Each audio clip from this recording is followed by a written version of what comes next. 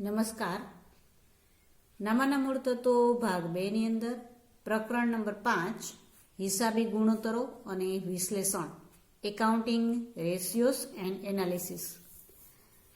આ ચેપ્ટર તમને 6 માર્ક્સની અંદર નવી પેપર સ્ટાઇલ પ્રમાણે 6 માર્ક્સમાં પૂછાવાનું છે, જેની અંદર દાખલા પૂછાશે અને વિભાગ A અને B માં થિયરીના પ્રશ્નો હશે. તો આપણે આવીએ વ્યાખ્યાની અંદર. હિસાબી ગુણોત્તર અને વિશ્લેષણ એટલે શું? તો બે હિસાબી આંકડાઓ વચ્ચેનો સંબંધ જે ગાણિતિક રીતે દર્શાવેલ હોય તેને હિસાબી ગુણોત્તર તરીકે ઓળખવામાં આવે છે. તમારે યાદ રાખવા માટે ખૂબ જ સહેલું છે. આપણને એમ પૂછ્યું હોય કે હિસાબી ગુણોત્તર એટલે શું, અથવા તો ખાલી એમ પણ પૂછી શકે ગુણોત્તર એટલે શું. તો તમારે બે હિસાબી આંકડા વચ્ચેનો સંબંધ જે ગાણિતિક રીતે દર્શાવેલ હોય તેને ગુણોત્તર તરીકે ઓળખવામાં આવે છે. કોઈ પણ ગુણોત્તર આપણે કાઢીએ તો બે આંકડા વચ્ચેનો ગુણોત્તર હોય છે. દાખલા તરીકે આપણે ભાગીદારો વચ્ચે નફા નુકસાનનું પ્રમાણ કાઢતા હતા. માની લો કે 1:2:3, 2:2:1 સરખે ભાગે હોય તો 1:1:1 એ પણ ગુણોત્તર છે. તો આવી વ્યાખ્યા IM પાંડે આપેલી છે. એટલે કે બે હિસાબી આંકડાઓ વચ્ચેનો સંબંધ જે ગાણિતિક રીતે દર્શાવેલ હોય તેને ગુણોત્તર તરીકે ઓળખવામાં આવે છે. હવે આ ગુણોત્તરોની રજૂઆત કયા સ્વરૂપે કરવામાં આવે છે? તો ગુણોત્તરની રજૂઆત 5 સ્વરૂપે કરવામાં આવે છે. એક છે પ્રમાણના સ્વરૂપમાં. પ્રમાણના સ્વરૂપમાં એટલે કે 2:1 એ રીતે. પછી ટકાવારીના સ્વરૂપમાં એટલે કે ટકા કેટલા છે એ સ્વરૂપે. પછી સમયના સ્વરૂપે એટલે કે કેટલી વાર કેટલી વખત આપણે જ્યારે વિવિધ ગુણોત્તરો શોધશું ત્યારે એમાં આવશે. દાખલા તરીકે સ્ટોક ગુણોત્તર, બરાબર? તો વર્ષમાં કેટલી વખત સ્ટોકનો ઉછલો થયો, કેટલી વાર સ્ટોક ધંધામાં આવે છે અને જાય છે.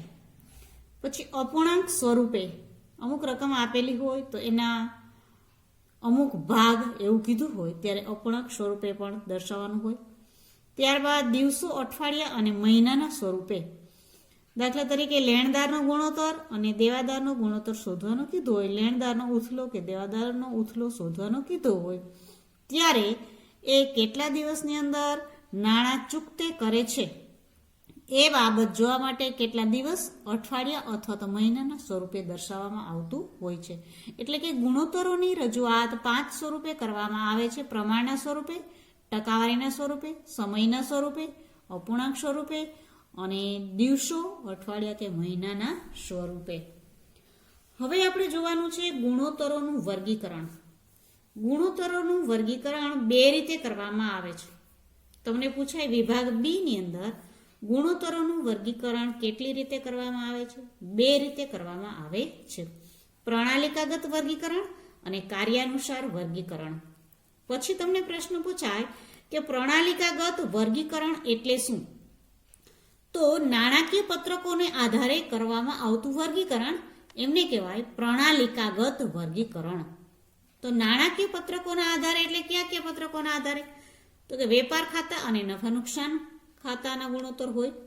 પછી હોય પાકા સરવૈયાના ગુણોત્તર અને ત્રીજું હોય મિશ્ર ગુણોત્તર એટલે કે કેટલીક વિગતો વેપાર અને નફા નુકસાન ખાતાની હોય જ્યારે કેટલીક વિગતો પાકા સરવૈયાની હોય અને ગુણોત્તર શોધવામાં આવે એને કહેવાય મિશ્ર ગુણોત્તર. તો આ થયા પ્રણાલિકાગત વર્ગીકરણ. પ્રણાલિકાગત વર્ગીકરણની અંદર એને 3 ભાગમાં વહેંચવામાં આવેલા છે. વેપાર અને નફા નુકસાન ખાતાના ગુણોત્તર, પાકા સરવૈયાના ગુણોત્તર અને મિશ્ર ગુણોત્તર. આ બંનેમાં વેપાર અને નફા નુકસાન ખાતાની વિગત લેવામાં આવે, પાકા સરવૈયામાં માત્ર પાકા સરવૈયાની વિગત લેવામાં આવે પાકા સરવૈયાના ગુણોત્તર હોય તો. અને જો મિશ્ર ગુણોત્તર હોય તો આ બંનેની મિશ્ર વિગત લઈ અને ગુણોત્તર શોધવામાં આવે. બીજું વર્ગીકરણ છે કાર્યાનુસાર વર્ગીકરણ.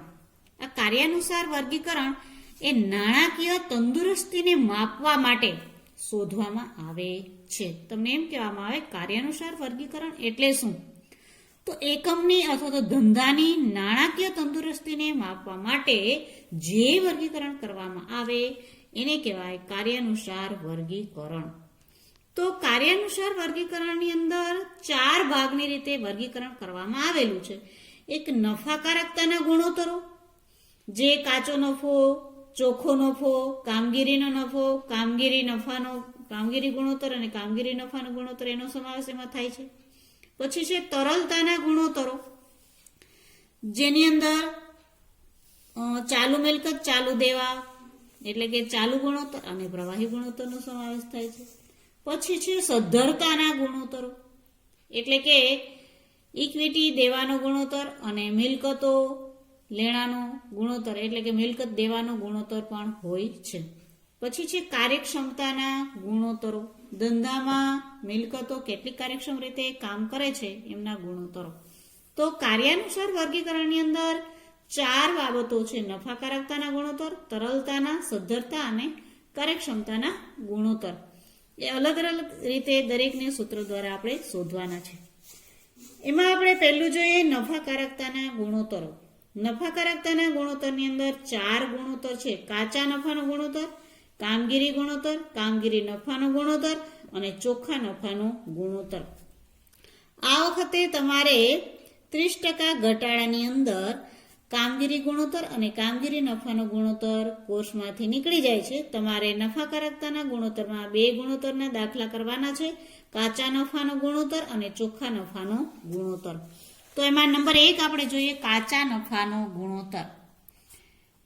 કાચા નફાનો ગુણોત્તર. તો કાચા નફાનો ગુણોત્તર બરાબર થાય કાચો નફો છેદમાં ચોખ્ખું વેચાણ ગુણ્યા 100. તમને શોધવાનું કે કાચા નફાનો ગુણોત્તર શોધો તો કેટલીક વિગતો તમને આપેલી હોય, એમાંથી તમારે કાચો નફો છેદમાં ચોખ્ખું વેચાણ ગુણ્યા 100 કરવાથી કાચા નફાનો ગુણોત્તર મળે. હવે અન્ય વિગતો જ્યારે આપેલી હોય ત્યારે તમારે કાચો નફો કઈ રીતે શોધવો? તો કાચો નફો બરાબર વેચાણ માઇનસ વેચેલ માલની પડતર કરવાથી કાચો નફો પ્રાપ્ત થાય. હવે ઘણી વખત વેચેલ માલની પડતર ના આપેલી હોય અને અન્ય વિગતો આપેલી હોય ત્યારે વેચેલ માલની પડતર કઈ રીતે મળે? તો વેચેલ માલની પડતર બરાબર શરૂ સ્ટોક વત્તા ખરીદી વત્તા ખરીદીના ખર્ચા માઇનસ આખર સ્ટોક કરવાથી વેચેલ માલની પડતર મળશે. એટલે જ્યારે તમારે કાચા નફાનો ગુણોત્તર શોધવાનો હોય ત્યારે તમારી પાસે કાચો નફો અને ચોખ્ખું વેચાણ હોવું જોઈએ. હવે ચોખ્ખા વેચાણની આપણે વાત કરીએ તો ચોખ્ખું વેચાણ એટલે શું? તો ચોખ્ખું વેચાણ એટલે કે વેચાણ માઇનસ વેચાણ પરત. જો તમને દાખલાની અંદર વેચાણ અને વેચાણ પરત બંને આપેલા હોય તો વેચાણમાંથી વેચાણ પરત બાદ કરી લેવાનું છે, એટલે તમને ચોખ્ખું વેચાણ મળે. તો આવી રીતે કાચો નફો અને ચોખ્ખું વેચાણ ગુણ્યા 100 એટલે કાચો નફો ભાગ્યા ચોખ્ખું વેચાણ ગુણ્યા 100 કરવાથી કાચા નફાનો ગુણોત્તર મળશે. અને આ વધતો ઉપજ આધારિત હોવાથી જેટલું વધારે ટકાવારી આવે એટલું સારું ગણાય. બરાબર? કેના આધારિત છે? તો ઉપજ આધારિત છે. આ ગુણોત્તર ઉપજ આધારિત છે અને વધતું વલણ સારું ગણાશે. જેટલી ટકાવારી વધારે આવે આ જવાબની એટલી ધંધાની સ્થિતિ સારી ગણવામાં આવશે. ઉદાહરણ 1 માં આવીશું. ઝેડ કંપનીની નીચે આપવામાં આવેલ માહિતીના આધારે કાચા નફાના ગુણોત્તર શોધો. 2 વર્ષની માહિતી આપેલી છે. વેચાણ 16 માં છે 4,80,000, 17 માં છે 6 લાખ. કાચો નફો 16 માં 1,20,000 અને 17 માં 1,80,000. અહીં આપણને બંને વસ્તુ આપેલી છે. કાચો નફો આપેલો છે અને વેચાણ આપેલું છે. આપણને સૂત્ર આવડતું હોય તેના ઉપરથી સીધું જ આપણે દાખલો ગણી શકીએ. તો કાચા નફાનો ગુણોત્તર બરાબર કાચો નફો છેદમાં ચોખ્ખું વેચાણ ગુણ્યા 100. તો અહીંયા આપણે 16 ની ગણતરી કરતા હોય તો કાચો નફો છે 1,20,000. 1,20,000 ભાગ્યા 4,80,000 ગુણ્યા 100 કરવાથી 25% મળે છે. એવી જ રીતે અહીં 17 ની અંદર જોઈએ તો કાચો નફો છે 1,80,000. 1,80,000 ભાગ્યા 6 લાખ ગુણ્યા 100 કરવાથી કાચો નફો 30% મળે છે.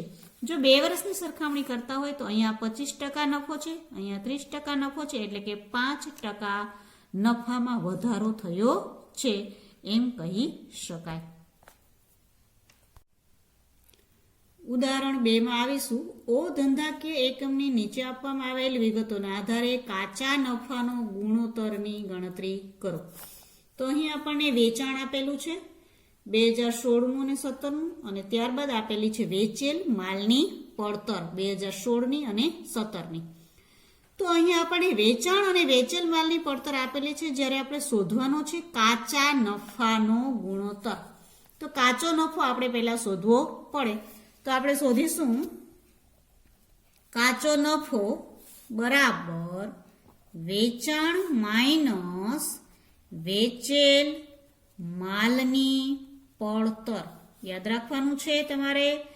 આપણે 2016નું પહેલા શોધીએ તો 2016નું વેચાણ છે 8 લાખ, એટલે વેચાણ 8 લાખ માઇનસ વેચેલ માલની પડતર છે 6 લાખ. 8 લાખ માઇનસ 6 લાખ એટલે કાચો નફો મળ્યો 2 લાખ. એવી જ રીતે 2017નો કાચો નફો આપણે શોધીએ તો વેચાણ છે 12 લાખ, જ્યારે વેચેલ માલની પડતર છે 10 લાખ.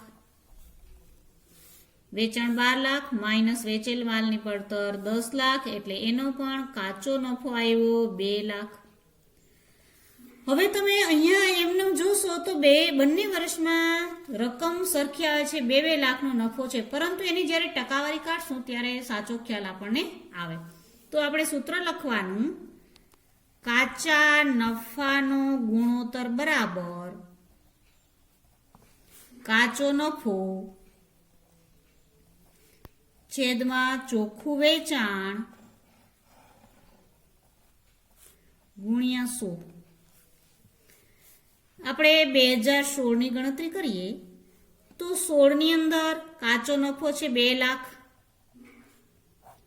જ્યારે વેચાણ છે 8 લાખ ગુણ્યા 100 કરીશું એટલે આપણને કાચા નફાનો ગુણોત્તર મળશે. તો ગુણોત્તર આવશે 25%. હવે એવી જ રીતે 2017નો આપણે શોધીએ તો આ 16ના 25% આવ્યા. હવે આપણે 17ની વાત કરીએ તો 17નો પણ કાચો નફો છે 2 લાખ. કાચો નફો 2 લાખ છેદમાં ચોખ્ખું વેચાણ છે 12 લાખ ગુણ્યા 100. 2 લાખ ભાગ્યા 12 લાખ ગુણ્યા 100 કરશો એટલે તમને મળશે 16.66 અથવા તો 67%. તો અહીં તમને જ્યારે ટકાવારી શોધીએ ત્યારે ખ્યાલ આવ્યો કે બંનેમાં નફો સરખો હતો, છતાં અહીંયા 25% થયા અને અહીંયા 16.67% થયા. એટલે કે નફાની ટકાવારીમાં ઘટાડો થયો છે. વેચાણના પ્રમાણમાં નફો ઘટ્યો છે. 2016ની સરખામણીમાં 2017માં નફામાં ઘટાડો થયો છે, કાચા નફામાં ઘટાડો થયો છે એમ કહી શકાય.